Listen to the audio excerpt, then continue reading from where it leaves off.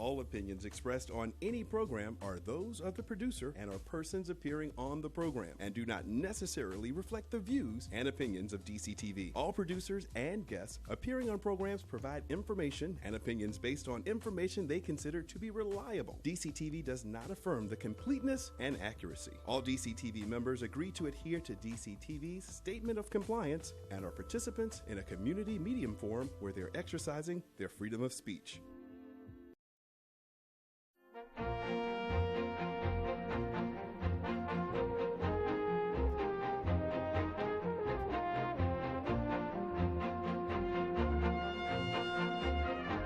Good evening. I'm your host, Karen Hudis.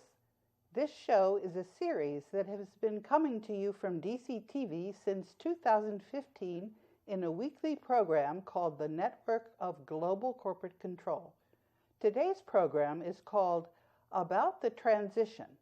Thank you to DCTV, Carmen Stanley, Director, and a special thanks to Cruchet Starnes, who's doing audio and prompter as a volunteer. What is this transition we're talking about?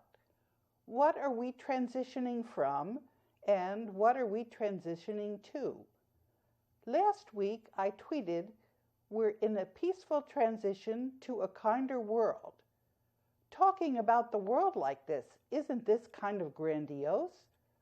Let me explain to you how I got this job.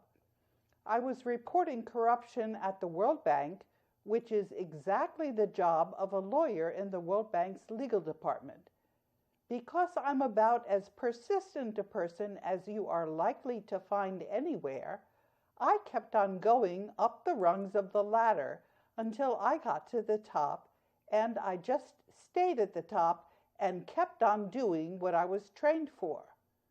We, that is the militaries minus the brass, the people of the world, minus their bogus corporate governments, and I are working with a game theory model from the United States National War College.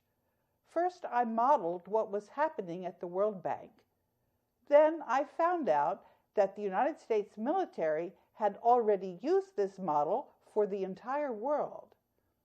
Then I found out that the World Bank was supposed to administer a trust containing all of the world's wealth.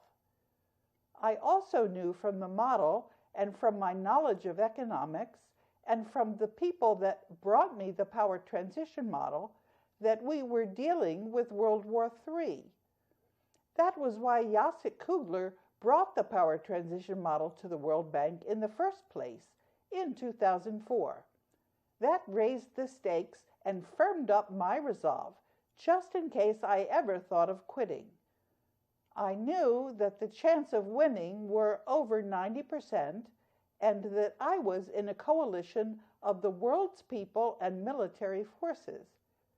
We've been talking in this series about many things that are wrong with our world today that are caused by a group of private bankers who issue the world's currencies and who are run at their center by a tightly knit group of families descended from the pharaohs, and that group is called the Black Nobility.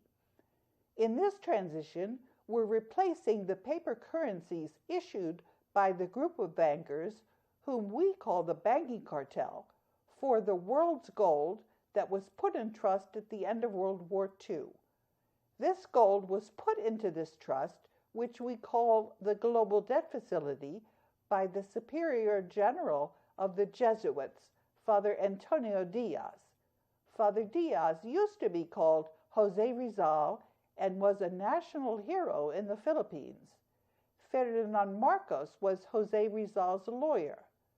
I'm giving you some links in the teleprompter to the segments that have background information on Jose Rizal and Ferdinand Marcos. Ferdinand Marcos took the central position in world finance called M1, and I'm giving you in the teleprompter a diagram of M1's function. Don't be surprised if this doesn't mesh with the history that you learned in your history books. The publishers are owned by the Banking Cartel, and it's difficult to publish books that do not follow the banking cartel's version of history. There's an alternative history that comes from mathematicians at Moscow State University who have proven that the banking cartel has deliberately falsified history that you know from the history books. The banking cartel controls the mainstream and alternative medias and has falsified the information which you are hearing in the news and on the internet. YouTube interferes with the archives of this series by lowering the sound, hiding comments behind various buttons, erasing other comments entirely, delisting subscribers, and failing to notify the remaining subscribers when the videos are uploaded. YouTube has removed entire videos, as it did for the video on how Auschwitz was actually a uranium enrichment facility. This only calls attention to the existence of the banking cartel. I tried to highlight whatever has been censored. This ensures a better distribution of the information to my distribution network. Yesterday, I caught YouTube deleting one of my comments, and I tweeted this. If people want to see what my distribution network is, they can get a partial readout by looking on Twitter analytics. The top follower in February reaches an audience of 75,000. Twitter analytics has deleted the top follower section in many, but not all of the months. Occasionally, I learn how many people receive my information, as with a notice that said that I had 30 million on Twitter. I've proven that I'm telling the truth and that the banking cartel is lying. An important proof was the press release that was issued on the global currency reset on the 9th of March in 2015. This press release was cleared by the Board of Governors of the World Bank before I issued it. It stayed up on the internet and now it's been taken down. I've given you a link to the archives. After the banking cartel tried removing the press release, okay, I'm just reading from the teleprompter. I already told you that extemporaneously. The banking cartel tried breaking the link. I simply retweet whenever the banking cartel breaks links. There's more proof when I invalidate attempts to steal the world's assets from the global debt facility. Some of the crooks have gotten mad when I prevented them from stealing. In particular, a crook named Tiburcio Villamor Marcos Tallano Tajian IV called in Interpol. This hasn't helped the banking cartel because Interpol is simply part of the banking cartel and it has no jurisdiction. I'm giving you a link to my email telling Tiburcio and his general that they're simply crooks who are wasting everyone's time. That's in the teleprompter. The fake politicians and traitors like Donald Trump and General Dunford have never responded directly themselves. This is one of the ways you can tell that they're fakers, liars, and traitors. The fact is, their non-response has also put them into default on commercial liens and bankrupted them. I speak for the people of the world who are beneficiaries of the global debt facility containing the world's wealth until their fake corporate governments are replaced by legitimate governments. It's a big deal when these fakers and liars can't prove their lies. Donald Trump is just impersonating the President of the United States. Donald Trump owes us all his money and properties. This is what I tweeted on the 20th of May. Why didn't Donald Trump defend himself when I tweeted that he was not the Commander-in-Chief of the United States? In my tweet, the link to the commercial lien that I and the Global Debt Facility are holding on behalf of all of humanity against Donald Trump was broken. And so I'll read you the paragraph that Donald Trump didn't answer when he went into default on the commercial lien. Donald Trump now owes us the world's monetary gold reserves in the Global Debt Facility because he harmed me and the rest of humanity by preventing me from working on the global currency reset. Donald Trump does not have a penny to his name. He's in debt to me and the rest of humanity, who are the beneficiaries of the global debt facility. Now, this is what I wrote in the commercial lead. Donald J. Trump has failed to acknowledge that the United States is not operating under the Constitution of 1789, nor has he acknowledged that the United States monetary gold reserves are administered by the Board of Governors of the World Bank and International Monetary Fund, because they are in a trust established at the end of World War II by General Eisenhower and President Truman. Instead, Donald Trump has perpetuated the hoax on the American people, despite having had the opportunity to rectify these falsehoods. Donald Trump has harmed me personally with these lies and falsehoods, as this has prevented me from returning to the World Bank's headquarters and working on the global currency reset agreed to by the Board of Governors of the World Bank and International Monetary Fund, and returning the Constitution of 1789 of the United States via an Article 5 Constitutional Convention. One of the ways I can prove that I'm dealing with the truth and the banking cartel and its agents are simply lying is by showing consistency over time. So it was a very big deal when I showed the letter that I sent to Donald Trump's lawyer, which was time-stamped on the 12th of August, 2015.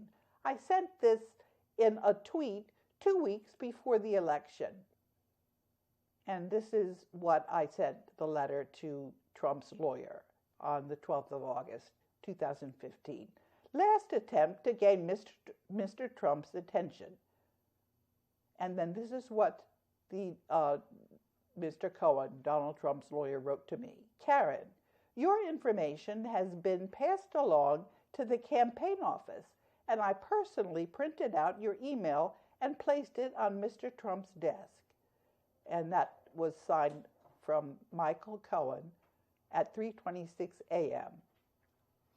Dear Mr. Cohen, I wrote to him, I'm the lawyer for the United States and rest of the world's monetary gold reserves. The United States monetary gold reserves are in a trust fund established at the end of World War II and administered by the Board of Governors, which consists of 188 ministers of finance and development that run the Bretton Woods institutions, called the Global Debt Facility. The county executives of America accepted the United States monetary gold reserves on behalf of the U.S. So long as Donald Trump doesn't address these facts, I'm telling my many followers that he is more of the same and is part of the problem rather than the solution. Donald Trump is exposed as an agent of the bankers trying to surrender the United States unilaterally through a crash of the unconstitutional Federal Reserve note. And I sent that on the 23rd of October. And then I sent an email to the Democratic National Committee and to the campaign of the Republicans. And I also sent it to a fellow named Joe in Australia. Subject, Global Debt Facility has foreclosed on the Fed. By now, there are enough people who realize what is actually happening in the world to enlighten those who have been tricked into believing the banking cartel's lies.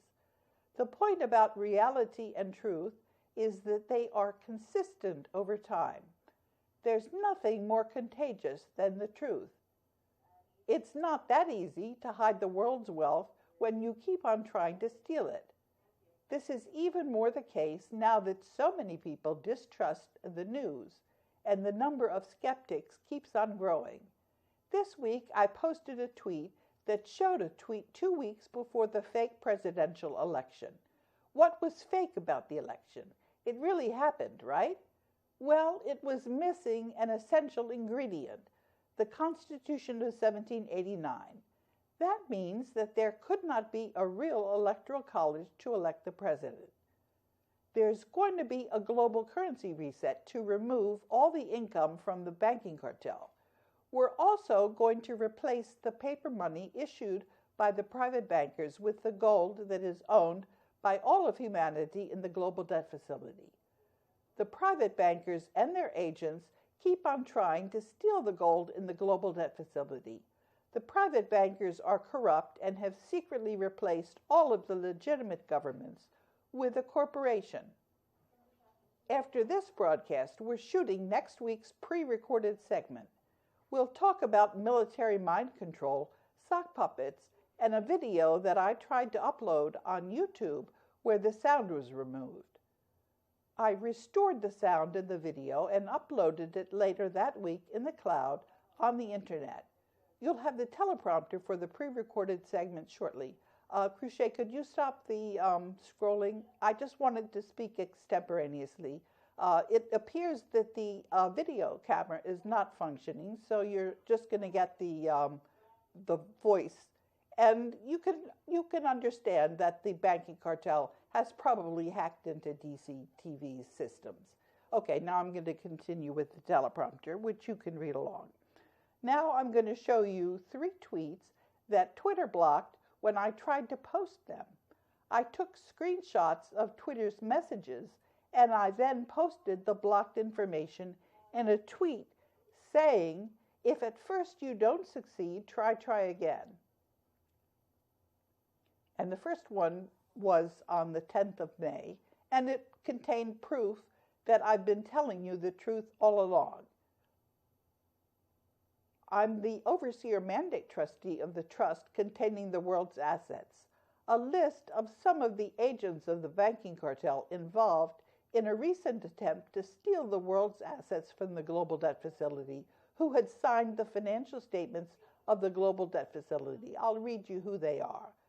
The former president of the World Bank, Robert Zoellick, the Queen Elizabeth Windsor II of England, and the Secretary General Ban Ki-moon of the UN, and President Sang-Hyun Song of the ICC, and Christine Lagarde, Managing Director of the IMF, and the Secretary General of the Bank for International Settlement, and President Hisashi Owada, who's with the ICJ, International Court of Justice, and President Giancarlo del Buffalo of the FATF, and also Pope Benedict the 16th of the Vatican. He signed the financial statements, and also former President Barack Obama, and Chairman Ben Bernanke of the Federal Reserve Bank, the former President of the Federal Reserve Bank,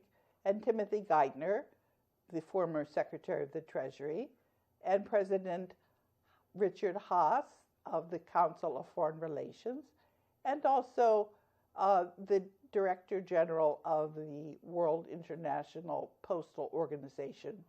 WIPO, I'm not sure what that means, General Francis Gurry.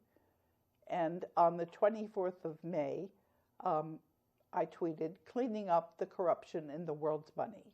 Here's just one small piece of what Twitter tried to censor and couldn't.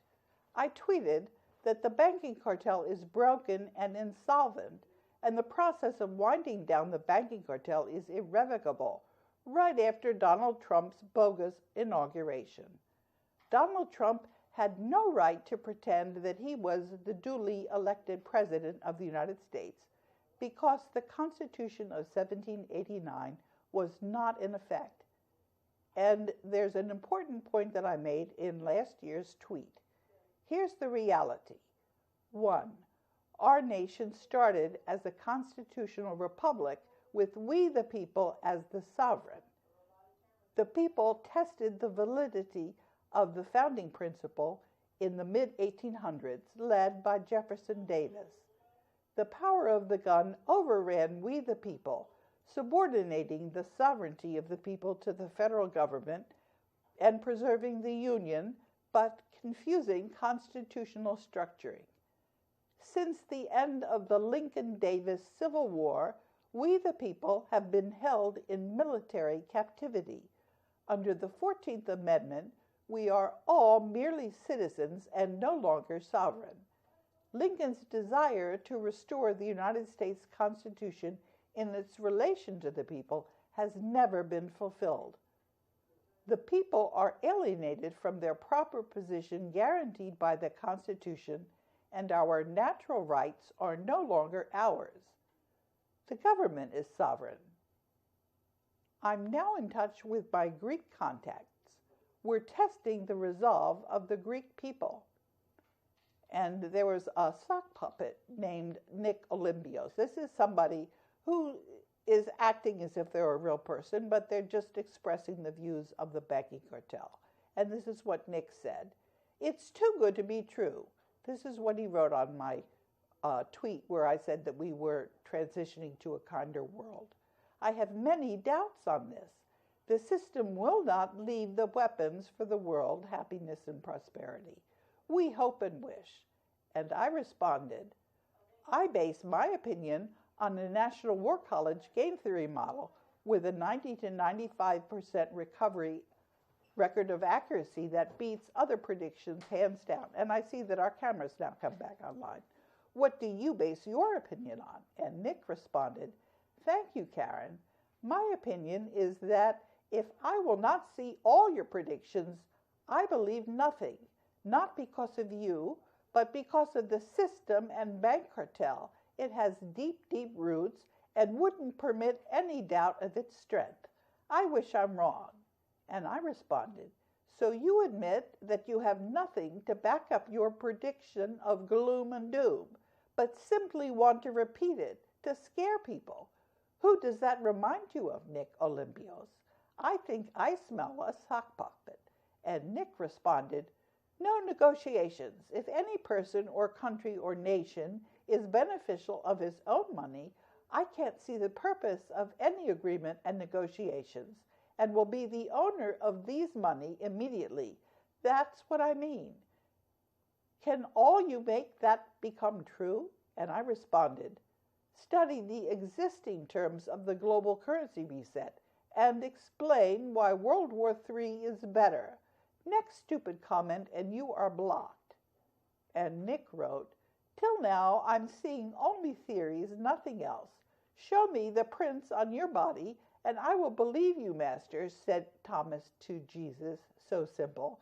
"Karen, why are you angry with me? You maybe have pure and good thoughts, but no results yet. Wish to have the Greece is waiting." And I responded, "You say I have no results. I've done my part. I don't work alone. There are others in Greece and the rest of humanity who are not doing their part. Prove to us you're not cabal." And so Nick responded, "I'm respecting you very, very much, really. Thank you for your efforts. But in your opinion, what can be done for the best results? Who's going to collaborate with you for that purpose? Greek ambassador? Other Greek officials? Who?" And I responded, "I asked you to prove that you're not cabal, and you respond to me with questions. I've already answered voluminously these questions on the internet. Cluttering my Twitter, you're about to be blocked. One more chance." And then on the internet, I posted my contact with a Greek journalist who, in turn, is in touch with people that are in a position to help Greece. And I'm giving you in the teleprompter the link to my contact with the... Oh, and I see now that I have 5 minutes and I can speak to you extemporaneously. Well, a couple of people have written to me saying that this is what I really need to do for the entire broadcast because I sound more sincere when I'm not reading from the teleprompter.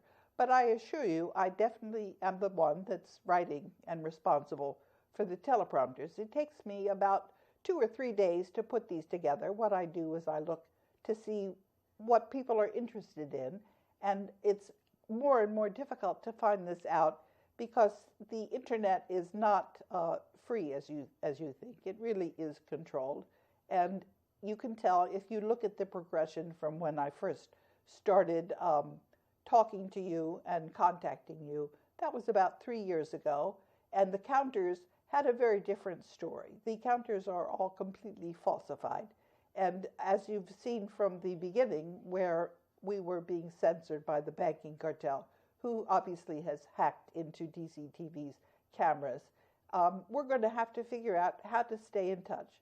But I can tell you this power transition model that we are working from is absolutely correct.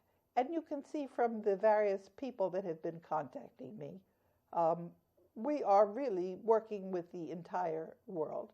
And as for whether we're working with the U.S. Military forces, yes, we certainly are. Some of these troops have been contacting me. And when there was an attempt to nuke the citizens in Charleston, that was in 2013 on the 7th and 8th of October. And then the heroes who detonated that nuke 600 miles off the coast of Charleston in the ocean. So this has made a very deep impression on our military forces, and they are backing us 100%. Some of the people are saying, well, if the brass is going to fire the troops, then you really don't have the U.S. military at all. Well, I can tell you, when the Banking Cartel is trying to nuke the American citizens, which actually happened, and there was a video that I produced a week after that attempt, which had 500,000 viewers, probably more. This is the way that you know that what I'm talking about is the truth, because you can't go back and change the timeline. So yeah, there's proof every single day. There's more and more proof, and what's happened is people that are able to reason and understand what I'm telling you about the Banking Cartel being in control of the media. These people are now talking to other people. This is proceeding by word of mouth. And so, yes, all of the military forces in the entire world are backing all of the people. And what I've been disclosing in the previous segments is that every single government is really illegitimate, because there are companies. You can find out on Dun and Bradstreet all of the different alphabet agencies. They're listed there. And the countries are listed in the Securities and Exchange Commission's EDGAR system. They're listed as companies. That means that people are going to have to clean up these illegitimate governments, and we're going to go very systematically and very slowly. The point is not to have revenge, because once we start that, we're not going to get the cooperation that we need from the people that have been formerly working with the Banking Cartel. But the actual situation is that we, the people, control all the world's wealth. It's in that trust that I'm the lawyer for, and I'm speaking for the people of the world because they're the beneficiaries. And of course, I'm not going to presume that I know what people really want, so I'm just simply going to work on getting the Banking Cartel wound down and the money system cleaned up. And people can decide later as their governments are cleaned up. Today, we're reviewing where we stand in the transition to a kinder world, one without the Banking Cartel and the black nobility at their center. This transition is called the global currency reset because we're ending the corruption in the world's money. How do you know that we're making progress and that the dominoes will keep on falling? This is because enough of us know that it's all of humanity that's at stake. Until next week, I'm your host, Karen Hudis.